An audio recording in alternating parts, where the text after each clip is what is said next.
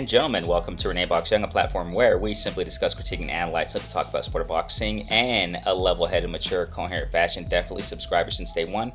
Recent subscribers, I appreciate each and every one of you. Thank you guys so much for tuning into my flash lives, premieres on my videos such as this, commenting in the comment sections, tuning in real time, liking it up, subscribing, sharing it up. Everybody, I appreciate each and every one of you. If this is the first time here, if you love sport of boxing, this is definitely a place for you. Go ahead and hit the notification bell, so you know when I push my flash lives and my premieres such as this. When I push my community posts, you can follow me also on Instagram and TikTok. I'm trying to build up TikTok also, so you can go ahead and find me there, and also on Twitter. So definitely, man, I appreciate y'all. And if you feel like supporting via Cash App, $ Renee Box Young, Cash App, $ Renee Box Young. And I thank guys so much for those who have supported there. You guys are awesome, and I appreciate y'all. Thank you guys so much just for overall supporting on this channel. We're growing, definitely, so I love it. I want to talk about Danny Garcia, him moving up to 154. I think you've seen it already. I just don't remember the date, but he's fighting really soon against Jose Benavidez at 154. Shouts out, I mentioned it in my last live session, also pushed in the community post, shouting out Mr. Brian Custer. I appreciate you, sir. He's probably not watching this, but I definitely want to, extend my appreciation towards him.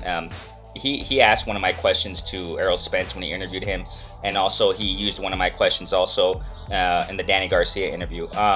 Shouts out to Brian Custer, and this whole thing about Danny Garcia moving up to 154, I've talked about it in several live sessions, when it comes to Danny Garcia talk, and I personally thought, I have commented sometimes in some videos that, or some live sessions, that he's lost his passion and his hunger for the sport, and lo and behold, in this interview, he talked about that. He talked about, he left the scene of the sport because, he just wanted to, get that love back. He wanted that love for the sport to come back. It was a great interview, very great interview. You can hear what Danny Garcia feels, what he's thinking right now, where he's at, mentally, emotionally when it comes to sport of boxing. It looks like he's going to have a good comeback, move it up to 154. One of his dreams, he talked about in that interview is becoming a multi-divisional champ, world champ. Now, here's the thing. I want to start out with this. It's been a long time for him. He's been out the ring for so long. I think the opponent in Jose Benavidez, it's expected. It's expected because of his long layoff. Super long layoff. The question is, after this Jose Benavidez fight, if he wins, is it gonna continue, or is he just gonna flat out retire? Testing the waters at 154 with Jose Benavidez, I think it's a good choice, because Jose Benavidez, man, I don't know if you guys remember, man, his last fight, if I'm not mistaken, it was in Phoenix, Arizona. He was in the same card as David Benavidez, his bro, and if I remember, I just forgot the dude's name. I'm so sorry, man. All due respect, the guy who fought him was some tall, bald guy. Okay, I'm sorry, I suck at names sometimes, and I can't remember all these names.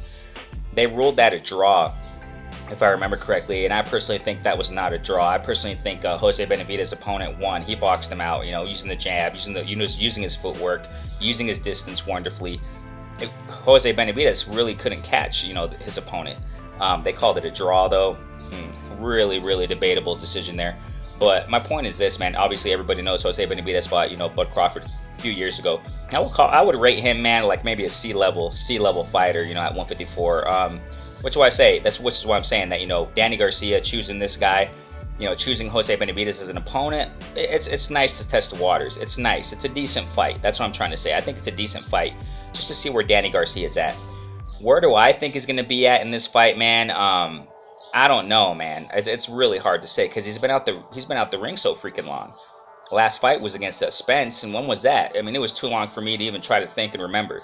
It was too long when it comes to the context of sport of boxing and time frames, the length of time, fighters have, off between fights. Generally, Danny Garcia, and divisional goal and his objective in becoming a divisional world champ, I'm not so sure he accomplishes that at 154. That's one point I want to bring out here in this video. I don't know. It's going to be hard because I'm not necessarily saying 154 is just the most stacked division in the whole sport.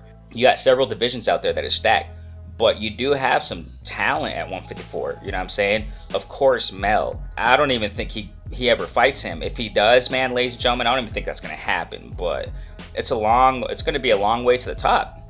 It's going to be a long way to the top. You got Tony Harrison. Look how he boxes. I don't even think he can beat, Tony Harrison. You got Castano, ladies and gentlemen. Brian Castano's there. Maybe he has a chance, Danny Garcia probably has a chance against Teixeira. But you also got Fundora there. I don't think so, ladies and gentlemen. You know what I'm saying? Lubin, possible chance against Lubin, but Lubin is very skilled also, ladies and gentlemen. I know people are going to come out and say, yeah, he has a chin and this and that, but you know, he doesn't have a chin or what have you, glass chin, whatever they want to say, right? But you know, you cannot deny the skills in Lubin. Rosario, Banana Rosario. I mean, ladies and gentlemen, that's just to mention a few. That's just to mention a few. So what do you think? Like, I personally don't think Danny Garcia can make it to championship status. Now, if you talk about, like, you know, these secondary belts that I can really care less about, you know what I'm saying? Regular champ, that's not a champ to me, in my eyes at least. Sanctioning bodies can call it whatever the heck they want, you know what I'm saying? Also, when you talk about the WBC franchise belt, I mean, that's no championship belt in my standards, at least as a boxing fan, you know what I'm saying? I guess you call me a avid fan or whatever, but you know, those aren't to me, those aren't championship belts. But you know, maybe Danny Garcia can. I don't even think he can make it to a regular championship status in any of those divisions. I'm sorry, in any of those sanctioning bodies. It is going to be intriguing, though. It is going to be intriguing to see what he has. Does he still have it? He wasn't the fastest, ladies and gentlemen. You know, when in his punches, he wasn't the fastest at 147. I don't know if it's going to be if it's going to be faster at 154, adding on that weight. Obviously, his body's growing. You know what I'm saying? As we grow physically, as we get older, we also grow physically. We fill out. You know what I'm saying? So, but I personally don't think, man, Danny Garcia is going to have the same speed he had at 147, and the speed he had at 147 wasn't so fast. And with these names I just mentioned, just those few names, it's going to be a tough outing, man, ladies and gentlemen. It's going to be one tough outing, man, to really make it to the top at 154. I personally don't think he's going to make it at 154, man, to be a champ. You know, maybe a regular championship belt, that's going to be hard, really hard to get that, man. Just think about it, man. If they order one day, you know, in the future, and let's just say he gets past Jose Benavidez, you know, if he faces Brian Castano, I mean, you know, you're talking about a guy, Brian Castano, and all these other names I mentioned, they are natural 154. They feel, you know, they're acclimated. Maybe not natural, but they're acclimated to the division. That's what I'm saying. And they fight like they fight. You know, you just go back to these fighters and look at their fights and look how they perform. You know, they perform wonderfully. You know, and fighting Danny Garcia, I don't see Danny Garcia making it to championship status at 154, ladies and gentlemen. However, I got to reiterate this. It's going to be intriguing to see what he has against, you know, Jose Benavidez. Because Jose Benavidez, man, he goes in there and he punches, man. He goes in there and he swings. He swings, you know what I'm saying? We'll see, man, what that 154 power that, you know, Jose Benavidez has. I'm not going to, you know, disrespect him at all, man. I mean, he can punch. That guy can punch, man. He could, you know, he fights. He goes in there and he brawls it out, you know what I'm saying? Like I said, I would say rating, maybe a C level, you know, 154.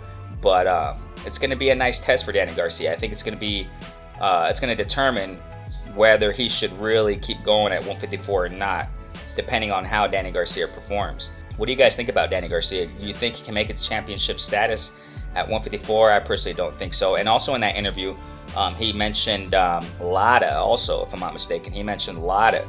I personally didn't see, man, the rankings where Lada's at right now, but I think he's up there.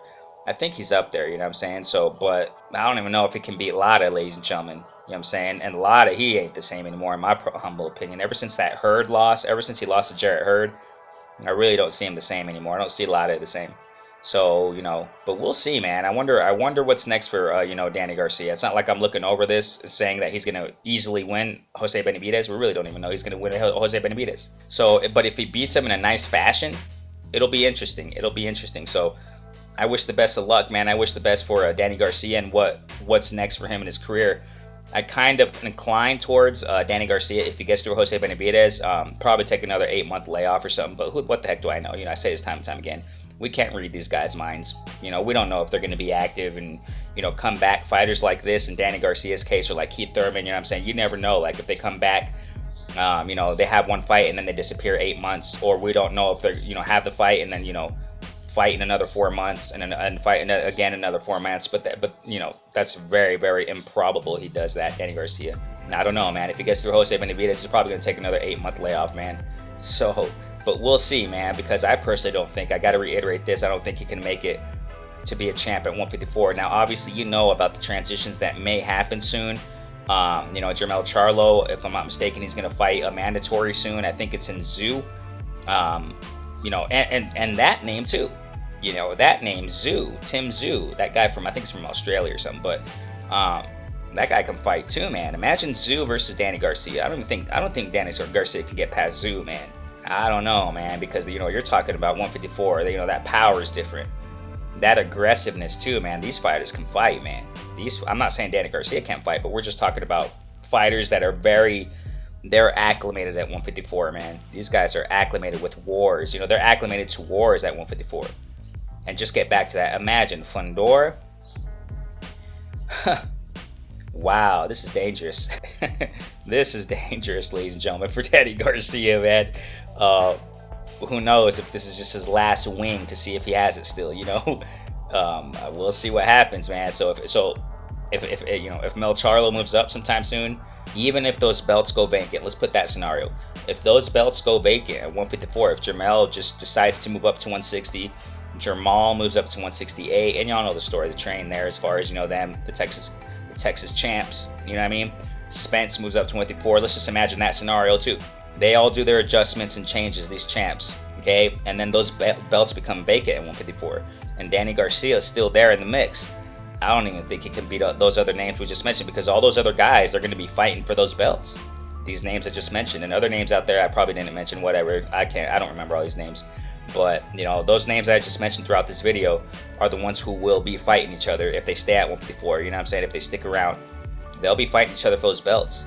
And I'm not so sure if Danny Garcia can beat one, these guys and get a belt. Probably one of those secondary belts, and he'll probably be, satisfied with that. Yeah, I became a multi-divisional champ, but obviously he probably won't mention that, or people will just, won't pay attention to it. One of those belts being a regular champ or whatever at 154. Just same concept is where we got, Daniel Dubois. He got the, if I'm mistaken, WB, whatever the heck, WBO, WBA, whatever. Now, one of those belts, I think it's WBA, regular champ belt in the heavyweight division, and they promoted it. They promoted that fight against that guy he fought. I didn't even see the fight, honestly. I just didn't see it. But he fought some guy in Miami, okay, recently. Daniel Dubois' recent fight. And they were promoting that fight as heavyweight championship of the world. I mean, but it was a regular belt. So, you know what I mean? You see that all over the sport of boxing. I think it's nonsense. But what I'm trying to say here is, Danny, he'll probably be satisfied if he even if he even reaches that regular belt stuff. He'll probably be satisfied with that. Say, hey, I'm a multi-divisional champ now. I got a regular belt at 154. Now I'm a multi-divisional champ. So we'll see. But as far as champ status, I don't think he'll make it, man. I just, I love Danny, though. I mean, I respect him. That interview was amazing, but, from Brian Custer, the way Danny Garcia answered and how he talked, I like it. But, these names are no joke at 154, ladies and gentlemen. These names are no joke. What do you guys think? I got to hear from you. Go ahead and comment in the comment section, man. I appreciate y'all. Playback family, also comment in the comment section. I appreciate y'all. And thank you so much, man. Renee Box Young, a platform where we simply discuss, critique, and analyze, simply talk about sport of boxing, level head, mature, coherent fashion. I appreciate y'all, man. And hit the notification bell. You already know it. Stay tuned, for these flash lives and for these premieres and all that good stuff, man. Renee Box Young. Peace out.